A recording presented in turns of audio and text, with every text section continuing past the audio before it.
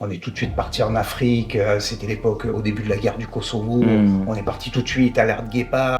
Par contre, je savais que le 13 partait en Afghanistan et j'avais envie de faire cette mission. Oui, c'est les rapports humains. Il n'y a qu'à l'armée. Il n'y a qu'à l'armée qu'on trouve ça. Il n'y a qu'à l'armée.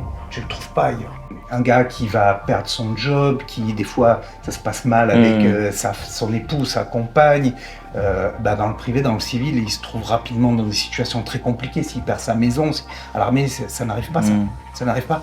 Le gars, dans le pire des cas, il aura toujours un toit, il y aura toujours un gars, il y aura toujours un ADU qui va s'occuper de lui, qui va lui dire bon, non, t'inquiète. Tu t'es pas dehors. Durant ces 18 ans, après arrive la sortie. Comment tu l'as vécu cette sortie là? C'est difficile. Comment dire, l'ambiance que j'ai trouvée dans le civil, parce que c'est plus du tout pareil.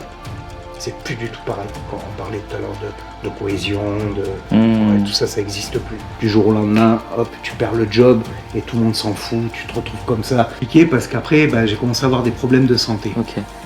J'ai fait un arrêt cardiaque en 2018. C'était ici dans mon salon, j'ai fait de la tachycardie et je me suis fait choquer par l'appareil. Je me suis fait choquer 3 fois par l'appareil. J'ai perdu connaissance, j'ai convulsé un peu, mon fils était à la maison. C'est des expériences un peu compliquées à vivre, ça m'a tué, ouais.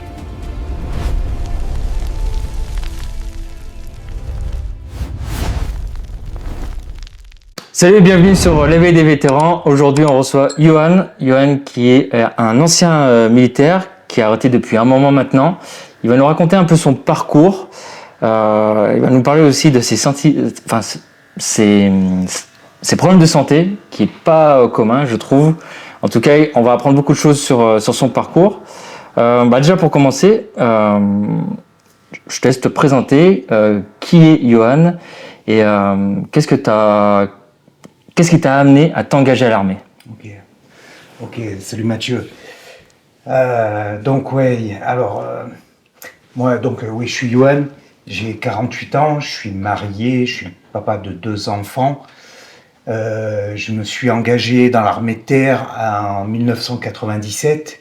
Je venais tout juste d'avoir 19 ans à ce moment-là.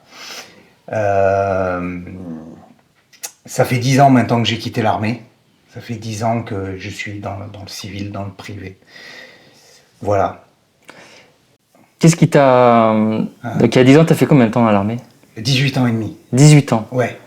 Donc tu t'es engagé à 18 ans, 20 ans? Oui, quoi. à 18 ans, j'ai fait la démarche. En fait, à l'époque, c'était encore l'époque du service national.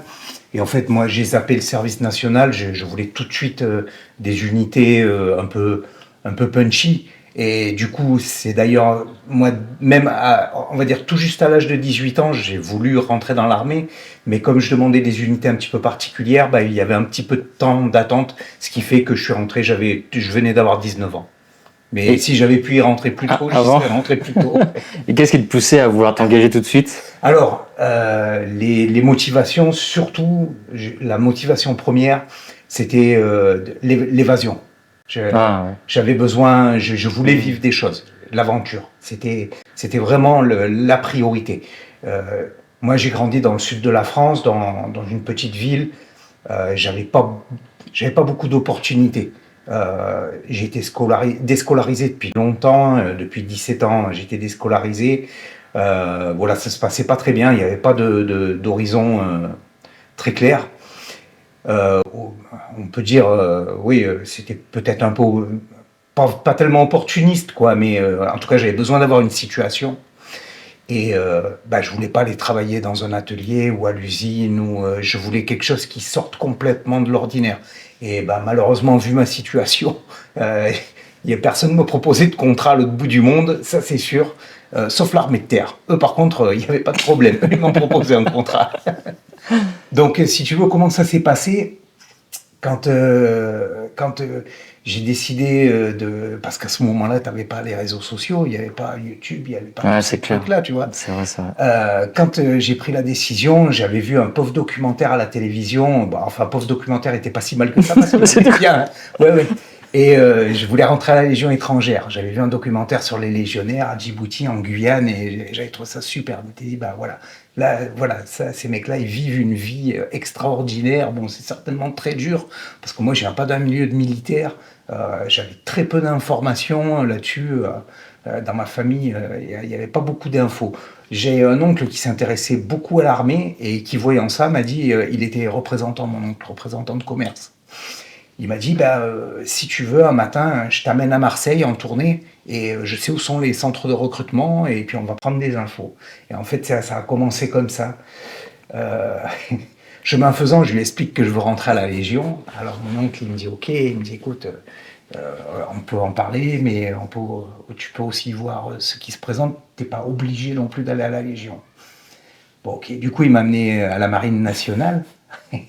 Alors, ils m'ont très bien reçu à Marine nationale. Quand j'ai expliqué mon profil, le recruteur m'a conseillé en fait de prendre 2 ans pour passer un CAP de boulanger, par exemple, et que je pourrais peut-être être embarqué sur un navire, tu vois, sur un bâtiment, pour voyager et vivre des aventures.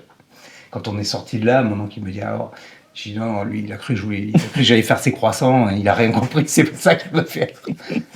Bon, du coup, mon oncle il m'a amené à chez l'armée de terre. Enfin, tout du moins au centre de recrutement, le CIRFA de l'époque. Et le gars, le recruteur, voilà, il a tout de suite compris ce que je voulais faire.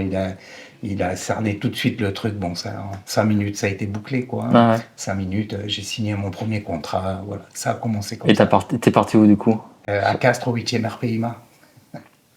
Voilà. Voilà. Et pour le coup, j'ai eu ce que j'étais venu chercher. Ça a été difficile, parce que c'était difficile. Moi, je te dis, je m'attendais pas, j'avais compris que ça allait être dur, parce que, bon, les recruteurs m'en avaient parlé, puis bon, la réputation, quoi, c'était des régiments pro depuis toujours, je crois. Donc, je savais que ça serait dur. Moi, j'avais pas grandi là-dedans.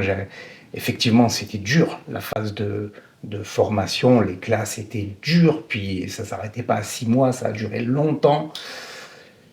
Mais les premières années ont été compliquées, mais après, j'y ai vraiment pris goût. Ouais. Oui.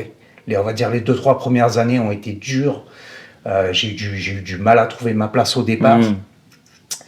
Par contre, on a eu des missions tout de suite. Et là, c'est ce que je te disais tout à l'heure, quoi. C'est que oui, j'ai trouvé là ce que j'étais venu chercher. Ouais. On est tout de suite parti en Afrique. C'était l'époque au début de la guerre du Kosovo. On est parti tout de suite, alerte guépard. C'était ça. C'était concret, quoi. C'était ça. Et puis tous les entraînements qu'elle allait avec, la jungle, la montagne, la forêt, le désert. C'était ça. Apprendre à utiliser tel type d'arme, c'était ça. T'étais à ta place. Oui, c'était ça. T'as pas fait 18 ans au 8e? Non. J'ai fait 10 ans à Castres, puis j'ai été muté à Djibouti, au 5e RIAOM. Je servais toujours, hein, j'étais en section de combat, hein, toujours. Et il y a eu la réforme de l'armée de terre avec le livre blanc là, de Nicolas Sarkozy en 2008. Et du coup, tous les gens de ma catégorie, les caporaux-chefs de première classe, on était tous mutés. On était tous mutés sur des affectations paradisiaques. Et alors, ça a été un peu compliqué, j'ai refusé plusieurs fois mes mutations. Mon CDU du 5e RIAOM me disait fais gaffe, ils vont te muter n'importe où. Et à chaque fois je lui répondais c'est pas grave, de toute façon ils l'ont déjà fait, donc ça peut pas être pire, jusqu'à ce qu'on me propose les Alpins. Et en fait je m'étais juste jamais posé la question, posé la question, j'avais pensé aux Alpins. Et à ce moment-là, je pouvais rentrer. Il y avait le 7 qui cherchait à recruter des caporaux-chefs, et il y avait le 13. Je savais que le 7 déménageait de Bourg-Saint-Maurice, ce que je trouvais regrettable, parce que la garnison, je la trouvais plutôt sympa. Ça, c'est vrai. Bourg-Saint-Maurice, ça peut être pas mal. Et par contre, je savais que le 13 partait en Afghanistan, et j'avais envie de faire cette mission. Donc, en fait, comment ça s'est passé? Voyant ça, un matin à Djibouti, mon CDU me fait appeler, il me montre un message de la DRHAT en expliquant, parce que j'étais pas le seul à faire ça, on était plusieurs caporaux-chefs dans la compagnie, notamment les TAP, à refuser les affectations, parce que je faisais mes tests. À Djibouti, j'étais pas obligé, hein, on continue à faire les tests TAP, les CCAP, etc., tous les trucs. Et donc, au bout d'un moment, la DRHAT avait envoyé un message en nous signifiant les effectifs. À Castres, il y avait tant d'excédents, de caporal-chefs excédentaires. À Carcassonne, il y avait à Montauban, tant de caporal-chefs excédentaires. Donc, le capitaine nous a dit, les gars, ils vont pas vous créer des postes pour vous faire plaisir. Et regardez, ils sont excédentaires de partout. Et ils vont pas vous reprendre. Ils vont pas vous reprendre. Ça ne marchera pas. Ça ne va pas se faire. Ouais. Donc, voyant ça, c'est à ce moment-là que la DRHAT nous ont proposé les Alpins. Ça n'a pas été du premier coup. Il a fallu refuser. Enfin, moi, personnellement, j'ai refusé 3 fois mes mutations à Djibouti. Donc, et puis le temps passe, tu vois, Mathieu, pendant ce temps-là. Le temps passe, tu vois. T'arrives au mois de mars, t'as toujours pas d'ordre de mutation, tu sais pas où tu vas être affecté. Tu vois, mais à ce moment-là, t'as une famille, t'as quoi? Oui, bien sûr, il y a ma femme et ma fille à ce moment-là, je me rappelle. Djibouti. C'est vrai, ouais, bien sûr, ouais, il y a ma famille, on savait pas ce qu'on allait faire en rentrant. On avait la maison à Castres, etc. Donc, la famille vivait bien cette situation ou c'était quand même... Oui, on se disait, de toute façon... dans le pire des cas, on ira à Noyon et puis on en survivra. Tu vois. Donc ça passait plutôt bien, quoi. Écoute, on s'est dit, de toute façon, l'aventure continue et puis on s'adaptera. Et puis voilà, quoi.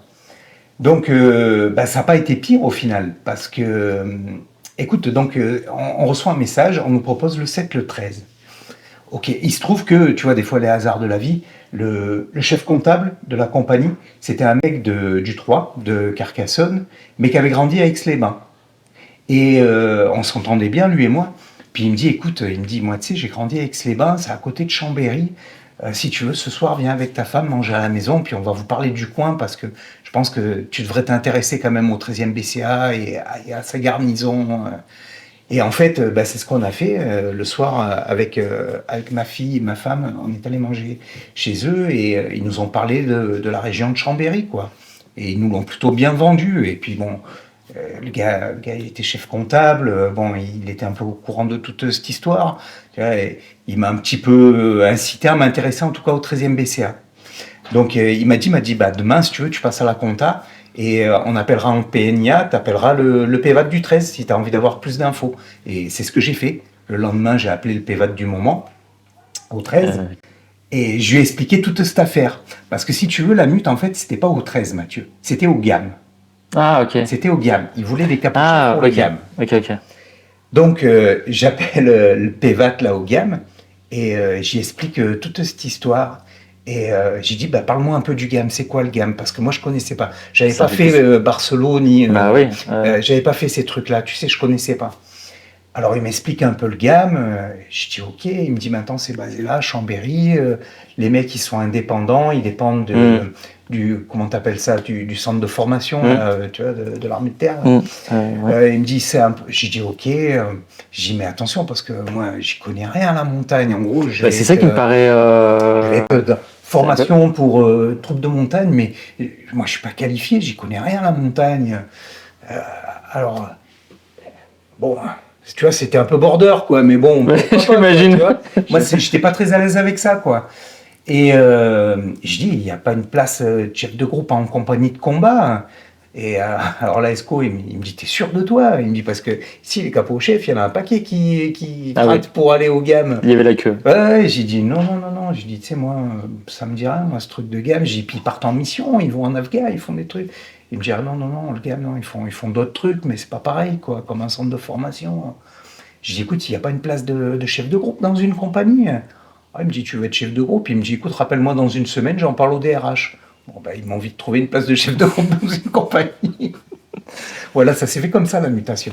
Ça s'est fait comme ça. Et donc, quand je suis arrivé là au 13, j'ai été muté à la 3 comme chef de groupe. Ah oui, c'était la 3. J'étais en train de me poser la question, c'était quelle compagnie J'étais à la 3. Oui, c'est vrai. J'étais à la 3. Au tout début, j'étais affecté en section, je ne sais plus quelle section. Et comme moi j'étais mortier, j'avais déjà mes qualifs de pointeur mortier. Bon, le chef de section de l'époque, tu te rappelles peut-être de lui, il m'a vite récupéré et j'ai vite passé ma fin mortier pour être chef de pièce au 81. Et c'est là où on s'est connus parce que du coup, moi j'étais mortier aussi et on a bossé ensemble un moment. Et c'est marrant parce que, ça c'est une petite parenthèse, mais on s'est rencontrés par hasard à Chambéry, chez le dentiste. Et là j'ai fait, ah tiens, mais on se connaît. Et depuis... on a gardé contact et je lui ai proposé de l'interview. Ok, donc là, il y a le 13, troisième compagnie. Tu te spécialises dans le mortier. Ouais. Et tu fais les restants au 13 ou après tu finis ta carrière au 13? Oui, c'est ce qui fait qu'on est resté dans la région en fait. Ok. Voilà, mon épouse a trouvé rapidement du travail parce qu'il faut reconnaître que la garnison, et là je vais faire un peu de pub, mais la garnison elle est quand même super dynamique, c'est quand même une super garnison. J'ai découvert la montagne sur ces 6 ans de service au 13e BCA, j'ai complètement découvert la montagne. Tout ce que ça apporte, et du coup, oui, moi, après j'ai fait la reconversion et voilà, on est resté dans la région. Durant toutes ces années, c'est quoi qui t'a le plus marqué sur toute unité confondue? Ouais, ou si t'as... Ouais. Qui m'a le plus marqué, dans le boulot, tu veux dire, entre les relations entre... Ce qui te vient. Ce que tu as envie de partager. Ce qui m'a le plus marqué, c'est les relations, maintenant avec le recul en tout cas. J'en parle là maintenant avec 10 ans de recul, que ça fait 10 ans que j'ai quitté l'institution. Oui, c'est les rapports humains. Il n'y a qu'à l'armée. Il n'y a qu'à l'armée qu'on trouve ça. Il n'y a qu'à l'armée. Tu ne le trouves pas ailleurs. C'est pas vrai. Un exemple? Pas ailleurs. Sur les relations entre les camarades, la solidarité, la cohésion, bien sûr. Alors, on n'est pas pote avec tout le monde, c'est évident. Hein. On n'apprécie pas tout le monde. Mais oui, les relations sont extraordinaires. Alors, je peux donner un exemple. Pas pour moi concrètement, parce que ça ne m'est pas arrivé, mais un gars qui se retrouve... un gars qui va perdre son job, qui des fois ça se passe mal avec son épouse, sa compagne, dans le privé, dans le civil, il se trouve rapidement dans des situations très compliquées. S'il perd sa maison, à l'armée, ça n'arrive pas, ça n'arrive pas. Le gars, dans le pire des cas, il aura toujours un toit, il y aura toujours un gars, il y aura toujours un ADU qui va s'occuper de lui, qui va lui dire bon, non, t'inquiète, tu t'es pas dehors. Tu as besoin d'une chambre, on va te trouver une chambre. Tu as besoin de manger, tiens, hop, tu es inscrit à l'ordinaire, t'inquiète. Ouais, c'est clair. Oui, ça n'arrive pas. Dehors, ça n'arrive pas. Ça n'arrive pas. C'est vrai que c'est important que tu le dises ça. Quand on quitte l'armée, on perd ça. Oui, cette sécurité de... si tu divorces... c'est un exemple. Ouais. C'est un exemple. C'est quand j'ai divorcé... Non, c'est un exemple. Mais c'est un exemple, oui. Il faut être conscient de ça, quoi. Ah oui, carrément. Bien sûr. Et tu as fait du coup plusieurs missions. Est-ce qu'il y a une mission qui t'a marqué? Tu as pu observer en fait en toi quelque chose qui t'a touché ou c'est plutôt été resté fluide pendant toutes ces années? Non. Et tu as réussi plus ou moins à gérer en fait toutes ces difficultés? Alors, des missions marquantes, j'ai envie de te dire que toutes les missions sont marquantes. Ouais. Parce que comme je te disais au début, pour moi, quand à tout juste 19 ans, j'ai mis pour la première fois les pieds en Afrique. Je m'en souviens encore, Mathieu. Je me suis dit, waouh, la vache, je suis en Afrique. C'est incroyable. J'étais jamais parti de chez moi. Alors, rien que ça, alors c'était une MCD, quoi, rien de fou. Hein. Il n'y a pas eu de bagarre, il n'y a pas. Mais rien que ça, quoi. Waouh. Tu quittes la France. Le lendemain matin, on va faire un footing en Afrique. Waouh. Avec l'odeur, l'humidité, le climat. La culture complètement différente. La culture. Et ça, j'adorais. Ça, c'est formidable. C'est formidable. Tu vois, tout à l'heure, tu me demandais des exemples de relations entre les gars. Alors bon, c'est pas forcément propre à l'armée, mais moi, ce que j'aimais beaucoup, c'est que tu avais vraiment des gars de toutes les origines, de toutes... tu vois, t'as des gars qui viennent des Antilles, t'as des gars qui viennent de Polynésie, t'as des gars qui ont vécu des trucs complètement différents, qui viennent de tous horizons. Ça, c'est une richesse. Pour moi, c'est vraiment une richesse. C'est vrai. Oui. C'est vrai que la mixité, elle est là, l'armée. Hein. Oui. Et là, il n'y a pas cette différence quand on est dans la boue. On a faim, on a froid. Non, il n'y a pas de différence. Là, il n'y a plus de différence. Que ton père soit PDG d'une multinationale ou qu'il soit sans emploi, non, il n'y a pas de différence. Et puis, tout à l'heure, je t'ai donné un exemple. On peut parler de l'ascenseur social, entre guillemets. Même pas entre guillemets, on peut en parler tout simplement. Il existe vraiment l'ascenseur social. Je dis pas que c'est facile non plus. Quand tu dis l'ascenseur social? Tu connais des gars comme moi, alors ça n'a pas été mon cas, mais tu connais des gars comme moi qui ont commencé 2e classe et qui sont aujourd'hui commandants. Ah oui, J'ai un gars de ma section qui est aujourd'hui commandant à la BSPP. C'est quand même formidable. Alors, on n'a pas tous été commandants dans ma section, je t'assure, la plupart, pas du tout. Mais il y a un vrai ascenseur. Moi, j'ai 0 diplôme. Alors, j'ai pas fini commandant. Mais n'empêche que j'ai évolué. Ça donne des portes et t'évolues. Ouais. Oui, comme je te disais au début, les premières années, j'ai eu du mal. J'ai eu du mal parce que je venais pas de ce milieu, j'ai eu du mal à m'adapter. Puis je pensais que, en fait, je n'y arriverais pas. Parce que ce que j'avais vécu avant, il y avait beaucoup d'échecs.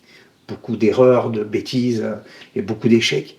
Et en fait, non, ça marche. Ça marche. Tu y arrives. Ça te met en confiance? Ouais, ça te met en confiance, ouais. Et tu te retrouves, en fait, rapidement à manager, puisque maintenant, on peut parler de management. Ouais. Tu te retrouves rapidement à manager, et ça te met en confiance, bien sûr. Ouais. Durant ces 18 ans, après arrive la sortie. Oui, la sortie, ça... Comment tu l'as vécu cette sortie-là? C'est difficile. C'est lorsque je rencontre des gars, qu'on parle de la fin. Je veux pas jouer les oiseaux de mauvais augure, je m'en fous, j'ai rien à y gagner, mais il faut quand même bien le préparer. Quand je rencontre un gars aujourd'hui qui me demande un conseil, ou enfin qu'on en parle tout simplement, je lui conseille toujours de bien le préparer. Parce que c'est difficile. Pour moi, en tout cas, ça a été compliqué. Et je m'aperçois que beaucoup de gars avec qui je parle, ça a été compliqué. Qu'est-ce qui a été compliqué pour toi à ce moment-là? Le plus difficile? Comment dire, l'ambiance que j'ai trouvée dans le civil, parce que c'est plus du tout pareil. Quand on parlait tout à l'heure de cohésion, tout ça n'existe plus. Enfin, moi, je l'ai pas retrouvé. Pas du tout. Donc... tu perds de nombreux repères quand même. Après, chacun... Tu sais, moi, là-dessus, je pense que chacun a ses raisons de venir à l'armée et chacun a ses raisons de la quitter. Tôt ou tard, il y en a qui font 3 ans, il y en a qui font 30 ans. Voilà, quoi. C'est la vie, voilà. Ouais, ça fait partie. Chacun a ses raisons. Mais en tout cas, le constat que je fais, c'est que il y a beaucoup de gars, et j'en fais partie, pour qui ça a été compliqué le retour à la vie civile. Qu'est-ce qui t'a poussé à la sortie? J'ai vu que je n'évoluerais plus. Ouais. Manque d'évolution. Oui. Donc je te dis, tout à l'heure, je t'ai parlé de l'ascenseur social. Je l'ai vécu, j'ai évolué à mon rythme. Voilà, j'ai progressé. À un moment, j'ai vu que je n'évoluerais plus. Et donc, à ce moment-là, je me suis dit, si je n'évolue plus, je vais passer à autre chose. Après, il y a la famille aussi, quoi. Mes enfants grandissaient. Ma fille a vécu plusieurs départs. Les départs, c'est formidable. C'est l'expérience, c'est très enrichissant, etc. On y trouve de nombreuses choses. Mais aussi, il faut reconnaître qu'après la famille, ça devient compliqué. Moi, je sais que mon dernier départ, c'était pour la Centrafrique. Ça a été dur, le départ. C'était une belle mission. J'en garde un bon souvenir, dur, mais intéressante. Mais c'était dur. Ça a été la dernière en 2013. 2013, il me semble. 2013. Ça a été dur, le fait de partir encore une fois et qu'il y a les enfants maintenant et que... Oui. Donc voilà, quoi. Tu dis que c'était difficile, du coup, le fait que ça change d'ambiance, qu'il n'y a plus cette camaraderie, cette cohésion. Est-ce que toi, tu l'avais préparé, cette sortie? Comment toi, tu l'as préparé, justement? Est-ce que tu l'as préparé 2 ans avant, 1 an avant, ou est-ce que tu étais plus on verra après? Non, moi j'étais à ce moment-là, on peut dire que je manquais d'expérience sur le monde civil. J'ai travaillé un petit peu avant de rentrer à l'armée, mais comme je t'ai dit, je suis rentré jeune, donc mon expérience était quand même très maigre. Non, je suis parti un peu rapidement, un peu précipitamment. J'ai peut-être pris un petit peu ce qui se présentait. Par là. Voilà, ça se présentait. Bon, ben ok, pourquoi pas, ça correspondait à mon profil vaguement. Et puis, bon, au final, ça s'est pas super bien passé parce que l'entreprise pour qui j'ai travaillé a rapidement fermé ses portes. Au final, m'a recruté, des fois j'ai l'impression, un peu par curiosité. Ouais. Et bon, après, j'ai rebondi sur autre chose très rapidement, grâce au réseau d'ailleurs. Grâce au réseau, parce que j'avais du réseau, que tiens, ben voilà, il se passe ça, je vais perdre mon job. Ah bah attends, t'inquiète, tiens, va voir un pote à moi. Voilà. Donc le réseau t'a sauvé un peu du... à refaire, tu ferais comment? Je m'impliquerai beaucoup plus dans ma reconversion. Je pense que je chercherai beaucoup plus... si tu veux, j'ai bénéficié à l'époque de ce qu'on appelle la PAE, la période d'adaptation en entreprise. Donc c'est plutôt pas mal. Mais en fait, comment dire, mentalement, en fait, moi, je l'avais pas intégré comme une période d'adaptation en entreprise. Mentalement, moi, j'étais parti. J'avais quitté. Ah oui, d'accord. Et vaille que vaille, comme à l'armée, eh ben, c'est dur, vas-y, serre les dents. On va te licencier, c'est pas grave, c'est la vie, on en a vu d'autres. Tu vois. Okay. Aujourd'hui, je pense que si, je sais pas où on en est avec Mobilité Défense, puis c'est pas mon problème, mais je pense que les immersions sont nécessaires. Il faut passer du temps en entreprise. Ah, c'est clair. Il faut passer du temps en entreprise pour être sûr. Et je pense qu'il faut. Après, le système de l'APE convient certainement à certains. Il est sûrement très bien. Moi, ça n'a pas été trop le cas parce que je te dis, je l'ai pas envisagé de cette manière. Pour moi, j'ai pas envisagé de PAE. Ok, pendant quelques mois, j'étais toujours rémunéré par la défense, mais je travaillais plus pour la défense. Ça y est, j'étais parti. J'étais dans le civil. Ouais, t'as coupé le pont de suite. Oui. Alors, j'ai pas switché avec les potes et l'institution, mais professionnellement, j'ai switché. Je me suis dit, je fais pas machine arrière. De toute façon. C'est peut-être aussi une histoire de fierté, mais je fais pas machine arrière. C'est parti, je suis dedans, je vais jusqu'au bout. Durant ces moments-là où ça a été difficile parce que ça change d'environnement, donc tu le vis mal, qu'est-ce qui se passe là à ce moment-là, dans le quotidien? Ça a été difficile. J'imagine dans la famille, ils ont dû le ressentir tout ça. Ouais. J'ai perdu le job. Si tu veux, voilà, c'était pas un job, mais bon, c'était mon job. Et puis, si tu veux, j'ai eu, c'était vraiment une histoire de confiance, quoi. Je me suis dit, mince, ok, alors en fait, c'est vraiment ça, quoi. Le civil, c'est vraiment ça. Du jour au lendemain, hop, tu perds le job et tout le monde s'en fout, tu te retrouves comme ça. Même si je te dis, après, rapidement, grâce au réseau, j'ai trouvé un autre job. Cette période-là où, putain, ouais, je l'ai vraiment mal vécu, puis je me suis dit, bon Dieu, alors c'est donc bien ça, le civil, quoi. Alors que à l'armée, non, ça se passe pas comme ça. Ça se passe pas comme ça. Après, voilà, on va pas refaire le monde. Le civil, c'est le civil. L'armée, c'est l'armée. Mais ça, pour moi, ça a été dur. Cette première expérience, j'ai travaillé donc pendant 1 an avec cette entreprise, et au bout d'1 an, je me suis dit, quand même la vache, quoi. Ça a été vraiment la douche froide, quoi.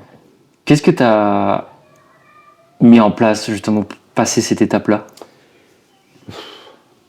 Pas grand-chose. Je me suis rapidement remis au boulot, quoi. Ouais. Qu'est-ce qui a fait que t'as pas plongé comme certains qui pourraient le faire? Je pense que je me suis mis à 200% dans le job qui a suivi. Je sais pas si tu te souviens pour qui je bossais. On va pas citer, peu importe.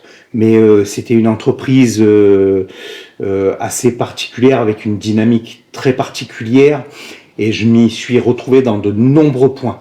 Bon, on était beaucoup d'anciens militaires à travailler pour cette entreprise. Je m'y suis retrouvé dans de nombreux points. Et je me suis mis vraiment à 200% dans le job. Ça t'a fait remettre dans le mouvement. Oui, ça m'a remis complètement dans le mouvement.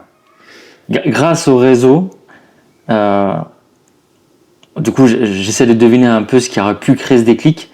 C'est que tu as osé demander à un réseau, à des gens, de l'aide ou des conseils, ou tu as repris contact avec certains qui a fait que... Ça a été un peu le hasard des choses, tu sais. Il y avait un pot de départ, j'ai été invité. Ah ok, d'accord, et dans la discussion... C'est ça, en tchatchant avec un pote, tiens alors, je vais perdre le job, ah ok. Et il me connaissait, il me dit, je connais un peu tes compétences, va voir un tel... Comme quoi, t'as un souci, tu dois mettre en place quelque chose, soit en parler à quelqu'un qui a peut-être un réseau qui peut-être fait, et surtout de pas garder. De toute façon, Mathieu, professionnellement, le réseau, ça pèse super lourd. Tu vois, ça, c'est des trucs qu'on ne sait pas quand. À l'armée, tu t'en rends pas compte. Oui, exactement. Enfin, tu le vis, mais parce que tu pars en mission dans tel pays, tu relèves telle unité, et tu as un réseau, c'est sympa, hop, là, il te laisse 2-3 bricoles, il te donne des infos. Oui, entre nous. Tu le vis, mais en fait, c'est tellement naturel. C'est vrai. Enfin, moi, je le vis comme ça, que tu t'aperçois pas qu'après, une fois dehors, en fait, c'est essentiel, quoi. C'est essentiel, le réseau, pour le job, c'est super important. Ça fait pas tout. Non. Mais ça pèse super lourd. Ça pèse super lourd. Si tu as un réseau, ça pèse lourd quand même. Ouais. Du coup, tu te mets à 200% sur un job. Ouais. Comment ça se passe après par la suite? Bon, ça a été compliqué parce qu'après, j'ai commencé à avoir des problèmes de santé. Ok. J'ai eu des problèmes de santé assez lourds. Et du coup, malheureusement, au bout de quelques années, je me suis retrouvé inapte sur plein de tâches sur ma fiche de poste. Et j'ai perdu le job. Du coup, les problèmes de santé, c'était physique. Oui, c'est physique, ouais. C'est des problèmes de santé. Mais physique, psycho. Si tu veux, après, j'ai donc une maladie chronique aujourd'hui. J'ai fait un arrêt cardiaque en 2018. J'ai été opéré plusieurs fois du cœur. J'ai fait plusieurs accidents cardiaques assez lourds. Donc aujourd'hui, oui, je suis suivi psychologiquement. D'où l'explication que le micro, il est ici. C'est du coup... Je vais appareiller, je porte un pacemaker. Du coup, il porte un pacemaker et du coup, il faut faire attention. Et moi, je trouvais ça intéressant, le pacemaker, parce que, comme j'expliquais tout à l'heure, en tant que formateur secourisme, on parle du pacemaker, mais on ne l'a jamais vu vraiment. Et le fait que tu en parles, je trouve que c'est assez intéressant, parce que pour le coup, tu as eu énormément de problèmes de santé. Le 2018, quand même, l'arrêt cardiaque qui doit... Je pense que même psychologiquement, tu dois se dire, attends, là, normalement, c'est fini, quoi. Oui, bien sûr. Il y a tout ce travail-là, le rapport avec la mort n'est plus le même, du coup. Oui, bien sûr. Oui. Lorsque je me suis réveillé en 2018, j'ai donc fait 3 jours de coma suite à cet accident cardiaque. Oui, je me souviens des infirmiers, quand j'étais en réa, me demandant comment c'était de l'autre côté. Ouais. Ah ouais. Et t'as vu quelque chose? Non, j'ai pas de souvenir. J'aimerais te raconter une belle histoire, Mathieu. La petite lumière. J'ai rencontré le créateur, mais non. Tu l'as pas vu? Je me rappelle de rien. Je me rappelle de rien. Comment ça s'est passé avant, par contre? Qu'est-ce qui explique que ce malaise cardiaque, il est venu? Est-ce que ça peut s'expliquer ou pas? Non, l'origine, on la connaît pas. Je ne vais pas rentrer dans les détails de la maladie parce que je suis pas cardiologue, c'est super technique. Et puis je risque de dire des bêtises, quoi. Mais l'origine de la maladie, on ne peut pas la retracer. On ne peut pas la retracer. On l'a détecté. Donc la toute première fois, j'ai fait un malaise lorsque j'étais au boulot.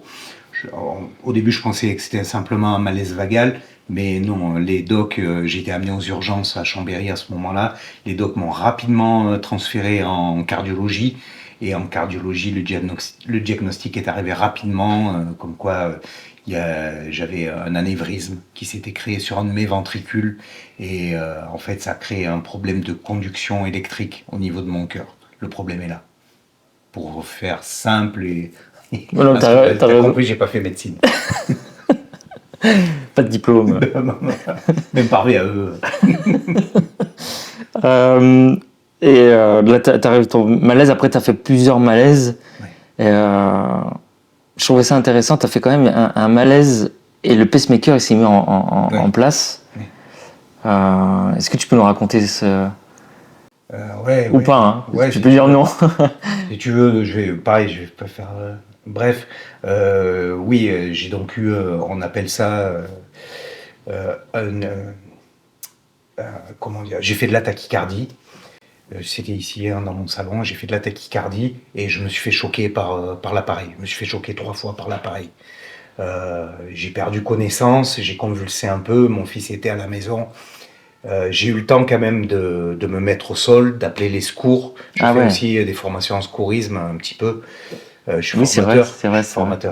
Et je me suis mis au sol, j'ai composé le 15 Et entre deux chocs, j'ai eu le temps d'alerter les secours et de les faire venir ici. Les pompiers sont arrivés au moment du dernier choc, en fait. Le chef d'agré, en fait, n'avait jamais vu un mec se faire choquer par son défibrillateur. C'est ça que je trouve ça, dingue. Il a été surpris et il me l'a avoué une fois qu'on est arrivé à l'USIC de Chambéry, à l'unité soins intensifs. Il m'a dit, monsieur, c'est la première fois que je vois un Pax se faire shooter par son défibrillateur. Il m'a dit, c'est super impressionnant. On en rigole, mais bon, Ouais. Faut mieux en rire. Ouais. Ouais, surtout pour ton fils, ça ne va pas être simple. Ouais. Et psychologiquement, du coup? Ouais, bon. C'est des expériences un peu compliquées à vivre, ça, Mathieu. Ouais, parce que bon, aujourd'hui, ma vie a beaucoup changé. Hein, ça a beaucoup changé ma vie sur beaucoup de choses, hein, sur ma façon de vivre en général, dans le travail, dans le quotidien, dans les loisirs, dans le sport. Ça a changé beaucoup de choses. Qu'est-ce qui a changé principalement Je fais beaucoup plus attention à moi. Je fais beaucoup plus attention. Parce qu'avant, est-ce que tu prenais soin de toi? Non, il y a eu beaucoup d'excès de travail, de tout. Puis, tout dans l'excès, ouais. Moi, voilà, je fais de la moto, je faisais pas mal de sport, etc. Ouais, non, tout ça, ça a beaucoup changé. Ouais, du coup, tu fais moins de sport. Oui. En alimentation, tu dois faire gaffe. J'ai pas trop de problèmes avec l'alimentation, ça. Mais bon, si tu veux, il faut quand même que je fasse attention. Il faut quand même que je sois sérieux. Mais ça, après, je peux m'alimenter normalement. J'ai pas besoin, comparé à d'autres personnes qui ont d'autres types de problèmes cardiaques, parce que j'ai découvert qu'il existait des tas de problèmes cardiaques différents. Ouais, j'ai fait 2 fois, tu sais, le centre de rééducation d'Aix-les-Bains. 2 fois un mois, après en 2018 et en 2023, et en fait tu t'abordes ce genre de sujet. Ils ont des formateurs qui sont super compétents, c'est un super centre, c'est super. Enfin, je te souhaite pas d'y aller, mais pour le coup, mais en tout cas tout ce qui est cardio, ils sont vraiment bien. Et ouais, tout ça pour dire que je me suis aperçu qu'il existait des tas de pathologies différentes. On parle de cardiologie, mais en fait, il existe vraiment beaucoup de pathologies. Et je pense que je suis loin de toutes les connaître. Non, mais j'imagine. Ouais. Durant toutes ces années-là, ces 10 ans, tu as fait plusieurs jobs par la suite? Ouais. Tu as fait de job en job ou... Oui, j'ai pas changé pas forcément. 1000 fois non plus. Mais là, aujourd'hui, donc, je travaille pour un centre de formation et je bosse essentiellement, on va dire aujourd'hui, sur la réinsertion des détenus. Voilà. Un autre milieu, là. Ouais, c'est un autre milieu encore. C'est encore un autre milieu, ouais. Complètement. Comment tu te sens dans ce domaine-là? Il y a des hauts et des bas, mais j'ai pas trop envie de m'étaler sur le sujet. J'imagine comme tous les boulots, quoi. Il y a des hauts et des bas. Ouais. Et du coup, avec toutes ces années-là, quand tu prends du recul, qu'est-ce que tu as appris?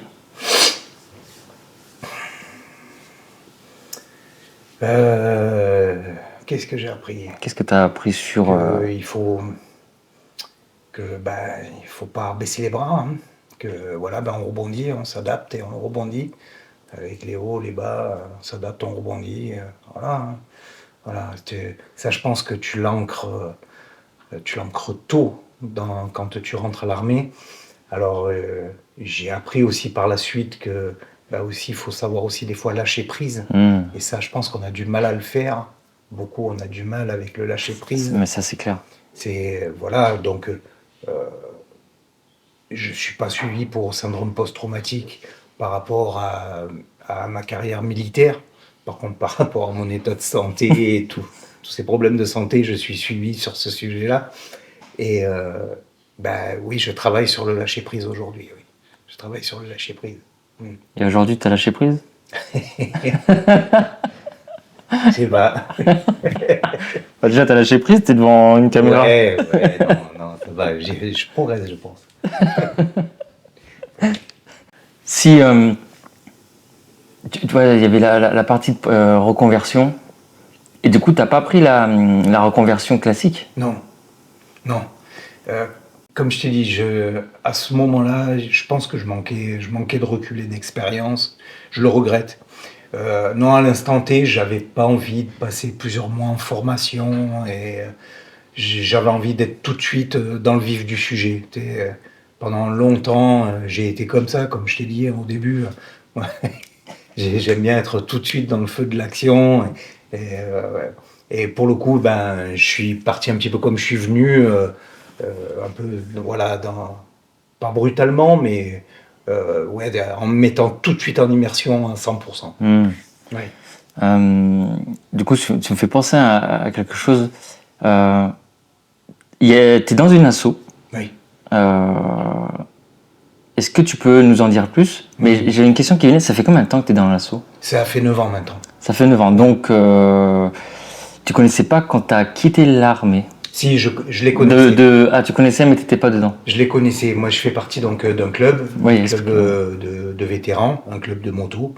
On est tous des militaires. Il y a une minorité de gars sont d'actifs et la grosse majorité sont des anciens. Et un des critères essentiels pour faire partie du club, c'est d'avoir servi au moins 5 ans dans l'armée, Okay. que ce soit terre, marine ou air. Voilà.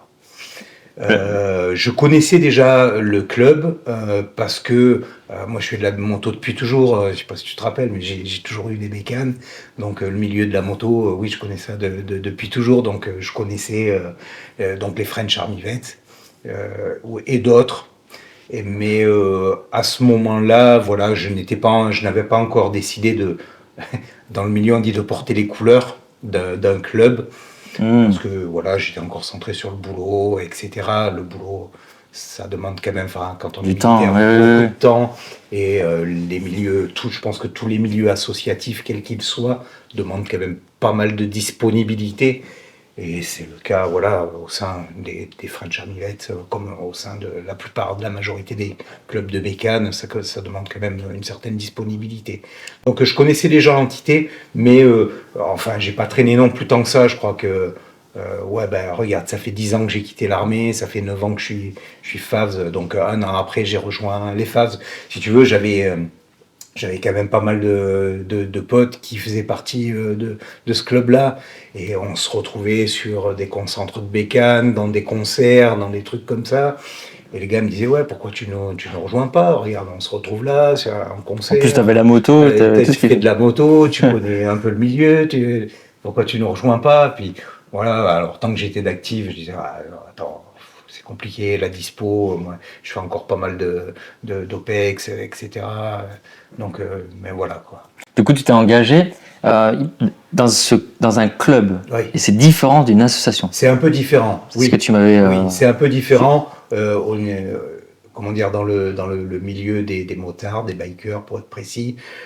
Une asso, c'est une chose, et un club, on va dire, est régi par certaines règles, coutumes, traditions, voilà, qu'il faut respecter d'un peu plus près, en fait, lorsqu'on a l'étiquette de club.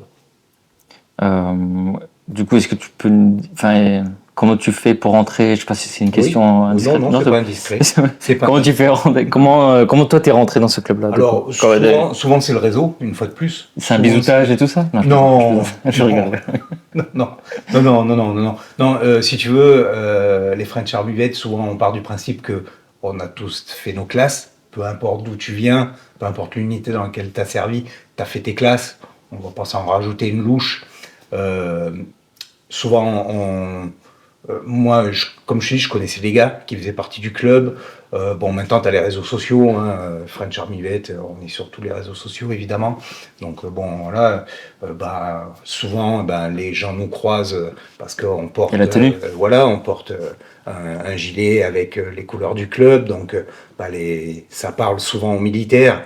Les gars French Army Vets, souvent ça parle, on porte nos insignes, les brevets d'armes, donc souvent ça parle aux gens, et quelqu'un qui a un petit peu servi, bien souvent, des fois il y a des gens qui ont fait leur service militaire, qui viennent nous poser des questions, alors pour le coup, ils ne peuvent pas nous rejoindre parce qu'ils n'ont pas servi suffisamment de temps, mais quelqu'un qui a côtoyé un petit peu le monde militaire, souvent va connecter rapidement avec ce qu'on fait, quoi.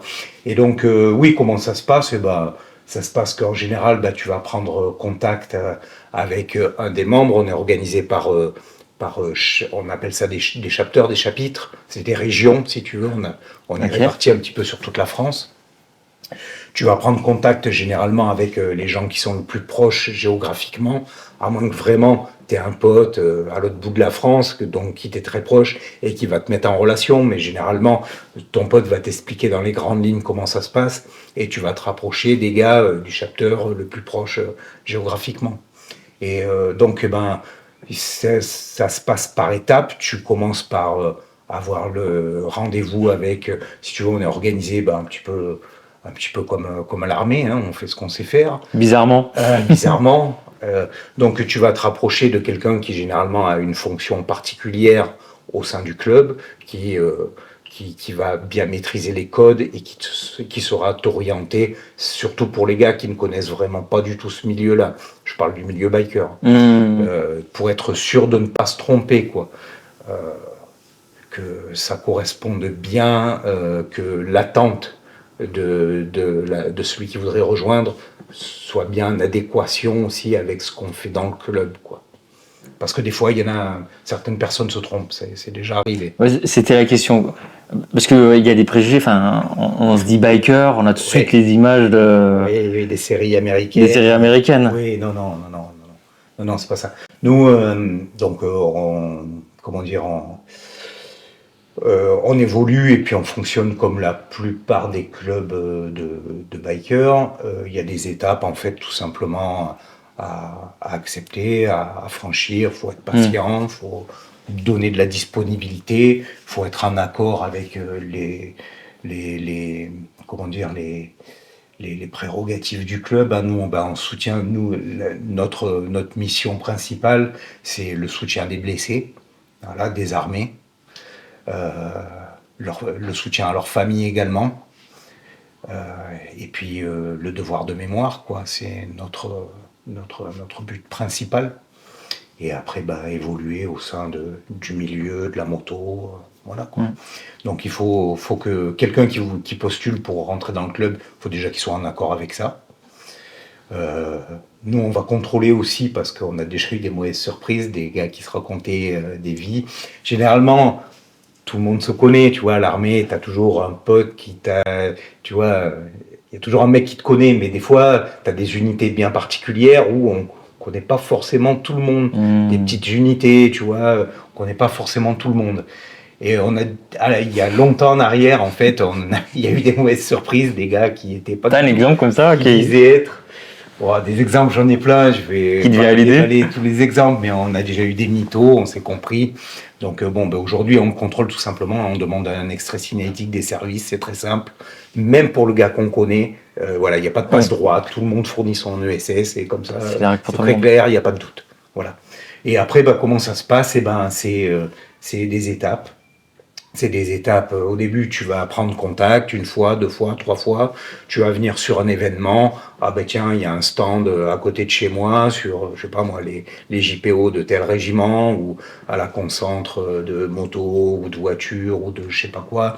Je vais venir, je vais passer un peu de temps avec les gars, voir un peu ce qu'ils font, s'il y a un feeling, si c'est sympa. Si c'est sympa, en fait, tu postules tout simplement. Alors, t'as pas besoin de faire un CV non plus, hein. Mais voilà, tu dis très clairement, voilà, oui, j'ai envie de rejoindre le club. Et après, en fait, ça va se passer par étapes. Tu vas d'abord porter une partie des patchs. Tous les clubs, à ma connaissance, fonctionnent de cette manière-là. Et puis petit à petit, c'est surtout une question de fidélité, quoi. Si tu montes de l'intérêt pour le club, tu donnes un petit peu de disponibilité, et tu franchis les paliers jusqu'à avoir tous les patchs, et puis après tu peux postuler pour avoir une fonction particulière au sein soit de ta région ou du national. Voilà, tout simplement. Comme des grades, quoi. Un petit peu comme des grades. Un petit peu comme mais sans CME, CTE et tout ça. Sans CME, on ne tient plus compte de l'ancien grade des gens. On a des gens qui étaient officiers, on a des gens qui ont fait 3 ans, 5 ans, tout du moins première classe ou caporal. Ça n'a plus lieu d'être. Plus personne dit non, non, attendez, moi j'étais capitaine. Ou, non, ça, il n'y en a pas. Il y en a pas. Ok. Non. Et avoir une moto. Il faut avoir une moto, ouais, bien sûr. Mais la mobilette, non, du coup, rigolant, j'ai fait une mobilette, ça passe. C'était mort de rire. Il faut avoir au moins une bécane de 600 cm3. Ouais, parce que 125, c'est bon. C'est beau. On participe à de nombreux événements. Dans toute la France, on a pas mal de liens aussi avec des clubs dans les pays limitrophes. Donc bon, il faut quand même une bécane qui a un petit peu de watts, quoi, parce que sinon, ouais, ça devient vite compliqué. Donc, ouais, j'imagine. Quand tu dois te rendre en Espagne ou en Bretagne ou en Belgique, bon, il faut quand même avoir une moto avec un petit peu de répondant. Bon, en tout cas, merci Johan. C'était vraiment c'était un plaisir pour moi de faire cette interview parce que moi je me rappelle de notre rencontre et tu m'avais inspiré à l'époque. Le vieux caporal-chef et moi j'étais le jeune caporal, il me semble. Du coup, tu étais très inspirant à ce moment-là, donc je suis content de faire cette interview et de te voir maintenant avec toutes ces années passées et toutes ces épreuves encore là et combattant dans l'âme en fait, au final. Et merci pour ton partage parce que je pense que ça peut aider énormément de monde. Et pour ceux qui suivent la vidéo encore ici, n'hésitez pas à mettre un pouce, abonnez-vous si vous voulez d'autres interviews. Et j'aurais une dernière question pour toi. Cette question, généralement, c'est un peu libre à toi. Mais j'aime bien la poser, des fois ça me vient à l'idée de te poser la question, mais là si tu avais un conseil, quelque chose, ou peut-être qu'on n'a pas parlé pendant cet échange, que tu voudrais partager à des vétérans, des militaires encore actifs, ou peut-être des gars qui sont en reconversion et qui sont là dans le doute et dans... Au sujet de la reconversion, de bien le préparer, parce que ouais, c'est vrai que des fois on le prend un petit peu avec désinvolture, ça a peut-être été mon cas. Bon, ça va, c'est pas pire non plus, hein, mais de bien le préparer. Les gars d'actifs, gardez la patate, les gars, parce que en ce moment, c'est chaud cacao. C'est clair.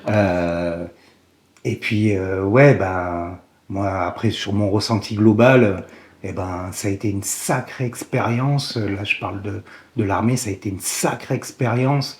Il y a eu des hauts, il y a eu des bas, il y a eu des trucs bien, il y a eu des trucs beaucoup moins bien. Mais c'est la vie au final, hein. C'est la vie.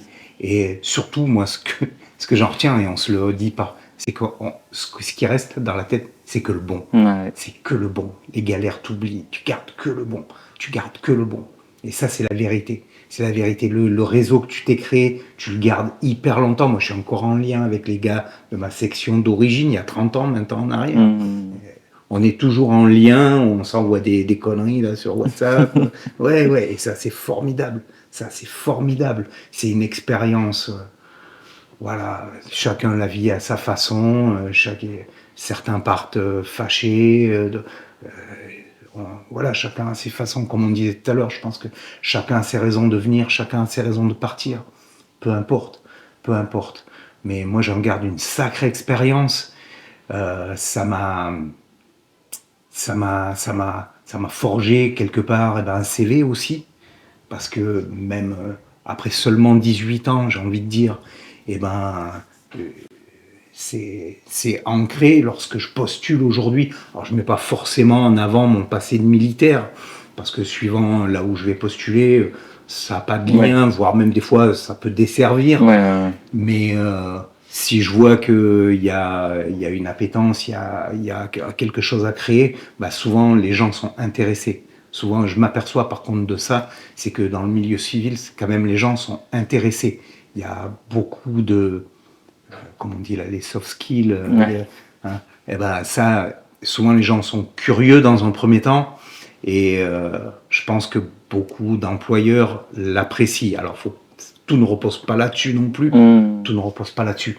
Mais ça existe vraiment, en tout cas. Ça existe vraiment. Et même si on a servi pendant des années en section de combat, qu'on pense ne pas savoir faire autre chose, en fait, on a plein de compétences qui sont largement transposables, même si au bout d'un moment, on n'a pas de diplôme, on n'a pas forcément Bon, quand tu quittes l'armée, en général, tu approches de la quarantaine. Tu as entre 30 et 40 ans, bien souvent. Bon, ben, tu n'as peut-être pas de diplôme, mais tu as quand même une expérience qui est assez lourde derrière toi. Et ça c'est quand même super intéressant. Ah, c'est clair. Voilà. Merci. Ouais, bah de rien, Mathieu. Je t'en prie. Merci à toi d'être venu. Et puis, bah, ça a été un plaisir. Puis, c'est cool qu'on se retrouve là comme ça. Merci Yo. Pour toi, c'est bon? Bah écoute, hein, ça a l'air d'être ok. Star du ciel, mon Dieu. T'as vu ça?